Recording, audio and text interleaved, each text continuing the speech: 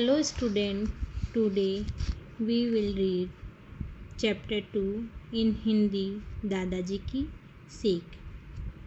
आज हम हिंदी में पाठ 2 पढ़ेंगे जिसका शीर्षक है यानी कि पाठ का नाम कह सकते हैं। कहानी है एक बच्चे को सही दिशा प्रदान करने के लिए एक दादाजी ने कहानी बताई है, मतलब करके बताया उसको। पाठ का नाम है दादाजी की सीख। चलिए चैप्टर रीड करते हैं अपन। किसी शहर में एक लड़का रहता था, उसका नाम राहुल था। एक शहर में एक लड़का रहता था, उसका नाम राहुल था। लोगों को परेशान करना, रास्ते में चलते हुए कुत्तों को पत्थर मारना, न जाने कितनी बुरी आदतें उसमें थी। उसके मम्मी पापा ने उसमें बहुत परेशान रहते थे। उसके मम्मी पापा यानी कि जब वो ऐसी हरकतें करता कि मतलब रास्ते में कुत्तों को पत्थर मारता, रास्ते जाते हुए न जाने लोगों को परेशान करता, न जाने कितनी गंदी गंदी हरकतें करता, जिससे परेशान होकर उसके मम्मी पापा भी उससे बहुत परेशान थे। और विद्यालय की एक हफ्ते की छुट्टियां होने पर राहुल के मम्मी पापा ने उसे उसके दादाजी के पास गांव भेज दिया। जब विद्यालय में 1 वीक की छुट्टियां हुई तो मम्मी पापा ने परेशान होकर उसको गांव भेज दिया, जहां उसके दादाजी यानी कि पापा के पापा दादाजी रहते थे।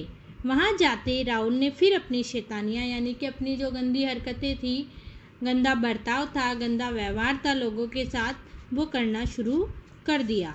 रोज़ गांव के लोग उसकी शिकायत, उसकी कंप्लेन, उसके काम का उल्हाना लेकर, उसकी मतलब जो हरकतें थी उसका उल्हाना लेकर दादाजी के पास पहुंच जाते। परेशान दादाजी ने एक दिन उसे अपने बगीचे में ले गए। दादाजी जब गांव के लोग मतलब शिकायत लेकर आने लगे, कंप्लेन लेकर आने लगे, तो दादाजी उससे परेशान हो गए और एक दिन वह उसे अपने गार्डन में ले गए। वहां जाकर उन्होंने राहुल से एक छोटे पौधे को उखाड़ने के लिए कहा। जब दादाजी गार्डन में पहुंचे तो उन्होंने राहुल से कहा कि ये एक छोटा सा पौधा है, उसे आप उखाड़ दीजिए। राहुल ने झट से उसे उखाड़ दिया। उसके बाद दादाजी ने एक और थोड़े बड़े पौधे को उखाड़ने के लिए कहा। इसके बाद दादाजी ने थोड़ा सा बड़ा पौधा दिखाया और कहा कि तुम इसे भी उखाड़ कर दो। तो राहुल ने उसे भी खींच कर निकाल दिया। अब की बार दादाजी ने उसे बड़ी झाड़ी, जो पेड़ की बड़ी झाड़ी होती ना जिस पे कांटे भी लगे होते, तो वो उसे उखाड़ने के लिए कहा। राहुल ने अपना सारा जोर लगा दिया, लेकिन वह झाड़ी थी कि टस से मस नहीं हुई, यानी कि वह अपनी जड़ों से हिली नहीं, क्योंकि वह बड़ी हो गई थी। और जब कोई भी झाड़ी, पेड़, वृक्ष होता है और वह बड़ा हो जाता है तो उसकी जड़ें मजबूत हो जाती है और उसको उखाड़ना कठिन हो जाता है।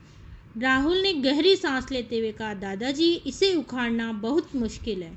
तो राहुल बच्चा था और उससे वह निकली नहीं, तो वह परेशान हो गया और उसने गहरी सांस ली, थक गया और दादाजी से कहा कि इसे उखाड़ना बहुत ही मुश्किल है। तब दादाजी ने उसे कहा, बेटे बिल्कुल ऐसा ही हमारी आदतों के साथ है। तो दादाजी ने उसको समझाया कि देखो बेटा, ऐसा ही हमारी आदतों के साथ है।